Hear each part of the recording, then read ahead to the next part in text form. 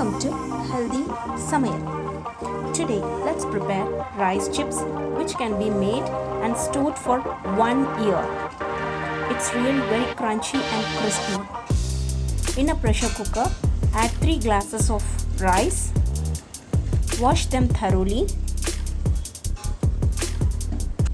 For 1 glass of rice, I am going to add 3 glasses of water. As we have taken 3 glasses of rice, I am going to add 12 glasses of water. It is very easy to make it and you can store it for 1 year and use it whenever you want. Salt to taste. Cook it for 2 to 3 whistles. Now it is cooked well. Now just add few jeera seeds. It gives a good aroma to our chips. Mix it well. In our childhood we used to prepare this along with my mother. Our rice is mashed well.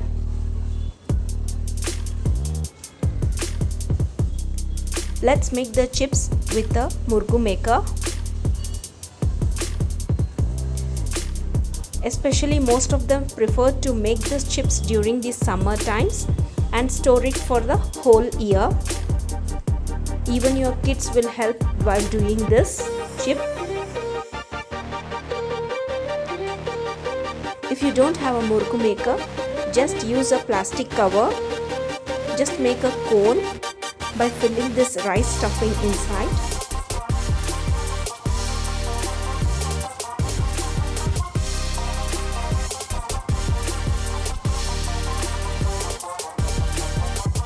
And just cut it at the corner. And even you can use this for making the shape. Now just make into a shape as per your taste or wish. You can even make alphabets. Finally, I have done all the rice chips and let it dry for 1 day in a room itself. It has got a perfect shape. You can remove it easily into your hands.